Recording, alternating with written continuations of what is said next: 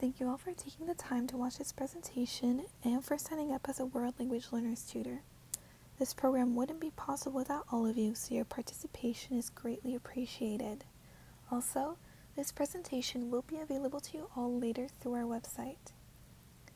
This is a brief summary of our agenda for today. First, we'll be discussing who we are, what GUTS does as an organization, and what tutoring with World Language Learners specifically entails. We will also cover cultural awareness and inclusion practices to ensure that your group feels comfortable with one another. After that, we'll move on to GUTS policies and we'll finish up with review and time for questions. So first, let's start with who we are as an organization. GUTS, or Greater University Tutoring Services, is a student organization that began in 1974 and works to provide students with free tutoring, volunteer and peer tutoring opportunities, and leadership opportunities through student staff. Our team, which is comprised of both students and professional full-time staff members, is divided into academic, language, and study support services. World Language Learners falls under the language category. If you're interested in any other tutoring opportunities with GUTS, make sure to check out our website at guts.wisc.edu. This is the World Language Learners Coordinating Team for Fall 2023. My name is Elsa, and I use the pronouns she, her, hers. I'm currently a senior studying International Studies and Spanish, and this is my first year as a WLL coordinator. The other coordinator's name is Cindy, and she also uses the pronouns she, her, hers. She's currently a junior studying political science and legal studies, and this will also be her first year as a WLL coordinator. We both oversee matching and running the World Language Learners email, so feel free to reach out if you ever have any questions or concerns. If you have any questions or concerns, here's how you can contact us. We prefer you email us at the World Language Learners email address since we check this during our office hours. But you can also email us separately at our individual WISC accounts. If you want to talk to someone at GUTS other than us, you can contact our supervisor, Savannah. She would definitely be willing to help with anything you need, especially if you have any issues regarding discrimination or harassment. You can also talk to us or other GUTS staff members in person at our office at 333 East Campus Mall in the Student Activity Center. Our office is in room 3111 down the hallway off to the left of the help desk. If you're interested in visiting the GUTS office or are looking for a prompt answer to your email, here is when we will be in the office working. This information can also be found in the tutor handbook, so feel free to refer back to it whenever you need to. If you want to meet with us but our office hours don't work with your schedule, feel free to contact us to set up a virtual appointment. You're welcome to visit the GUTS office whenever you're free to ask your questions to the other staff members. Next, we'll move on to tutoring with World Language Learners. In order to ensure that groups are meeting, we ask that you fill out a weekly report. In case you weren't able to meet with your group, please fill out the report anyway to show that the session was canceled. Feel free to bookmark this form and use the last 5 minutes of your tutoring session to fill out this document. Specifically, if you're interested in letters of recommendation and volunteer hours, we need to refer to these reports, so make sure to fill them out. In case you lose an email with this report, you can find it on the World Language Learners website. This contract covers information like when you plan on meeting with your group, what your best forms of communication are, and includes other pieces of information that will be helpful for the rest of the semester. It also goes over GUTS policies, so if you had any questions or concerns, you can refer to the contract. This contract will be sent out in your group matching email, but it will also be on the World Language Learners website. Make sure to return this to us within the 2 weeks of your first meeting. We use this document as a way to double check that groups have met and understand GUTS policies and expectations. Now, as we move on to tutoring specifically, it's important to recognize this program involves an exchange. Language tutoring should be a give-and-take relationship with both tutors and tutees getting something out of the experience. Tutors can gain leadership and teaching skills, build relationships at UW, and gain other skills as well. Both tutors and tutees should be fully engaged in this exchange, bring their time and effort. As you start meeting with groups and begin tutoring, we ask that you ask yourself why you became a tutor to reflect on what you're expecting to gain from this program. Although all members of World Language Learners are engaged in tutoring, all of their sessions look differently regarding how they are run. Overall, all sessions should be focused on conversation practice. If tutees want to go over specific topics from their language studies or want additional practice with other forms of language production like reading, writing, or listening, you aren't required to spend your entire session going over these things. You aren't expected to act as their personal language teacher, so keep that in mind. However, you still should personalize your session to your tutees and their goals. World Language Learners doesn't require a certain format for sessions, so please discuss with your group members what would be most beneficial in terms of the structure of your meetings. Tutoring can also be more than just conversation practice. Sometimes it's nice to do more than just talk, so feel free to look at the tutor handbook and the different tutoring ideas we've compiled. We also have a lesson planning guide if you're interested. It's also important that you come to your sessions with enthusiasm and readiness to participate. It's no fun to work with someone who doesn't seem like they want to be there, so please try and maintain some sort of excitement for what you're doing. Finally, we recommend you understand the limits of your language knowledge. Regardless of whether you're a fluent or proficient speaker of the language you're tutoring, you aren't expected to know everything. It's totally fine to look things up and come back to a certain topic the next week you meet. Here's a list of things we suggest you doing with your group during your first meeting. First, prepare a list of questions for your group members, going over names, levels of proficiency, goals for a semester, and when members would be available to meet, if the time from the matching email isn't the most convenient. You should also talk to your group members about how they would like to be corrected, if they would like to be corrected. Also, ask your tutees if there are any accommodations they need to attend your group during sessions. It's also important to find out if there are any topics that your group members would prefer not discussing. We recommend staying away from particularly controversial topics, especially in your first couple of sessions. That being said, many tutees are fine with and even interested in these topics, so they don't need to be completely avoided if your group wants to discuss them. Finally, please go over the handbook so that your group is all aware of God's policies. At the end, please fill out the Google Form contract to show us that you've met your group members and are aware of our policies. In our program, we have tutors who make very strict lesson plans for each session, and we also have tutors who simply come and have a conversation with their tutees. How you run your sessions should be dependent on your tutees' goals and styles of learning, so be sure to discuss with your group how your sessions should be run. Ultimately, it is your tutees' responsibility to plan your sessions out and decide what you are going to work on during your sessions. You aren't taking their classes, and tutees know what they need best, so keep that in mind. Make sure you are communicating and having them set their goals and schedule for the semester so you know how to plan your part.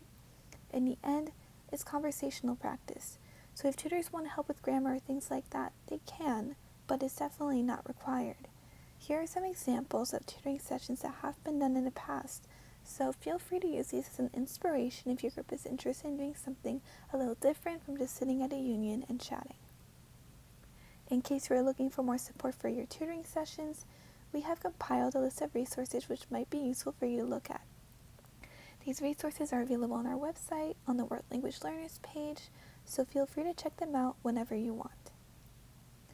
Tutoring can seem like a very low-stake environment for tutors as highly proficient speakers of your language, but it might come with unique challenges as the semester progresses. Here are 3 situations which are fairly common in language tutoring and might need to be addressed during a session. In this first situation, your group members might stop speaking in the target language or in general for a variety of reasons. Usually, tutees are frustrated that they aren't picking up what's being said or they don't know how to share their thoughts in the language.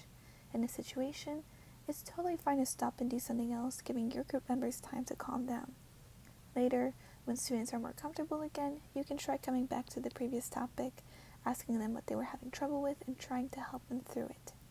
If the topic continues to be an issue, feel free to move on and change the topic. For the next scenario, if a tutee asks you a very specific question that you don't know how to explain, feel free to do some research. We offer language-specific resources that might help, but there is also plenty of information on the internet for you to reference. Whether you're searching together or you're searching for individually after the session, use this as an opportunity to increase both you and your tutee's understanding. Finally, although many participants in our program are currently enrolled in language courses, tutors are not required to help with coursework. We encourage groups to discuss questions they might have had from their classes, but please don't complete any assignments for your group members. Hints are fine, but tutors should never complete a student's homework, and we discourage editing entire papers for them. If you want to conduct online tutoring, you can run your sessions through one of these 3 platforms. However, in order to comply with FERPA regulations around the protection of student information, you can only use a university-approved platform such as the ones above. If anyone is interested in extra training in any of these platforms, feel free to reach out to us to set up an individual training session. If none of these platforms work for you and your group needs to meet online, let us know what alternative platform you plan on using. Now, we are going to discuss cultural awareness and inclusion practices within your tutoring sessions. World Language Learners is a program that works to connect people from various backgrounds and cultures, so it is important to recognize that there is a large amount of diversity within our tutoring groups. Although this volume of diverse cultures provides a great opportunity for learning, it can also lead to some culture clashes between tutors and tutees. Keeping this in mind, we've included this section to help create safe and comfortable environments for tutees while tutoring. In general, it's important to meet people where they are and correct your expectations to match the level that your group members are operating at. You can achieve this by listening, observing, and connecting your tutees during your tutoring sessions.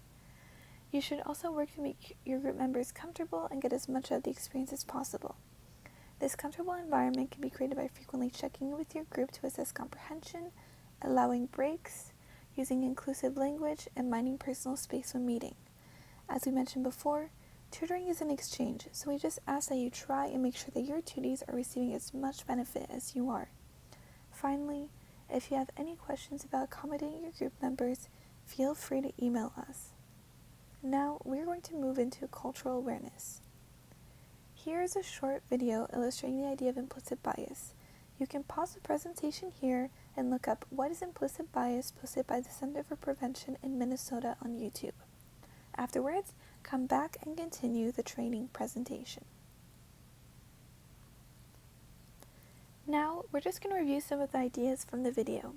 First, implicit bias is defined as mental associations based on race, gender, and other social categories that may lead to discrimination without intent or possibly awareness.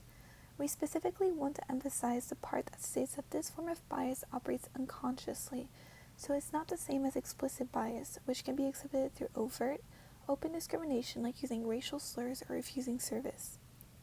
Even if someone believes that they aren't biased as it goes against their values, chances are they probably have many implicit biases which are deeply ingrained in their way of thinking. Although implicit biases occur unconsciously and may seem like less of a threat than explicit biases, they can still affect your actions and words, so it's important to recognize them and combat them to make your tutoring sessions more comfortable for all members. First, it's important to note that replacing stereotypes with non-stereotype responses takes practice, and it is by no means an easy or quick process. Doing this requires seeing each individual as unique from their category by obtaining relevant information regarding who they are as individuals. Our minds tend to fill in missing data with stereotyped information, so getting to know your group members would counteract this process. We also recommend that you increase opportunities for contact by deliberately engaging in authentic relationships with people in different social groups. It's also helpful to perceive variability within social groups, since every group contains a variety of traits. Finally, we want to remind you believing that you are unbiased is not beneficial. Everyone is biased in some way, so acting like you aren't can actually lead to more stereotype-based judgments. It's also counterproductive to suppress stereotypes by claiming you're colorblind or genderblind or anything like that. Consciously avoiding thinking about stereotypes can actually create rebound effects, causing an increase in the application of bias. However, if you just accept the proposition that we all have bias without striving to reduce it, stereotyping can increase because we have normalized harmful behavior. Another key part to building cultural awareness is looking out for microaggressions. These are statements, actions, or incidents in which people, either intentionally or unintentionally, discriminate against people based upon their marginalized group membership. Although these might not seem harmful, they can damage a person's self-esteem and trust in you. Be constantly vigilant in your words and action during this cultural exchange. We've included some examples of microaggressions which might occur during tutoring, including using references and jokes that not all group members are aware of, mispronouncing names, and treating people differently based on their gender. If you witness someone in your group using microaggressions against someone else in your group, there are plenty of ways for you to respond. If you prefer addressing the issue immediately, feel free to interrupt the behavior and call attention to the microaggression. We've outlined some ways that you can do this, but feel free to utilize whatever method is most appropriate for the situation. If you would prefer a less confrontational approach, you can always talk with the person who used the microaggression after the session. If you feel uncomfortable or believe that this is a pretty major issue, feel free to reach out to us or the senior language coordinator. There is also a possibility that you might be on the receiving end of microaggressions. Again, you can respond in a confrontational or non-confrontational way depending on what you are more comfortable with. We've outlined some methods on this slide, but feel free to address it in whatever way you feel is appropriate.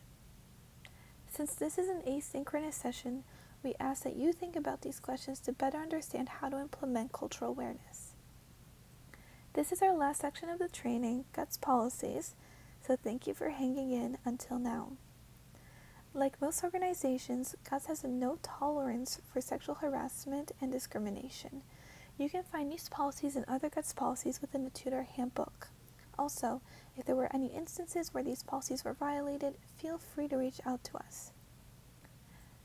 After we have seen that you have completed the post-training Google form, we will send you an email matching you with your group members. If you're interested in reviewing these slides or looking at other World Language Learners resources, feel free to check out the World Language Learners website where links to its resources are available. After you receive your matching email, reach out to your group members to establish a time to meet. And finally, at your first meeting, make sure to set your goals in your regular meeting time and platform. That meeting is when you should complete the tutor-to-be contract and begin to fill out the weekly log. If you have any questions, feel free to email us at the World Language Learners email, which is up on the screen. Once you have finished watching this video, make sure to complete the post-training quiz, which is linked to this QR code. The point of this quiz isn't to get 100%, but it is to show us that you watched this video, checked out the handbook, and understood what GUTS expects from you. Feel free to revisit any parts of the video while taking the quiz or even review parts of the handbook. If you don't have the time to finish the quiz right away, it will be made available on the World Language Learners website under the Tutor Resources section. Additionally, please fill out the survey to let us know how we did during this presentation and how we can improve things. Thank you for coming, and we hope to see you soon at a World Language Learners social event. Thank you.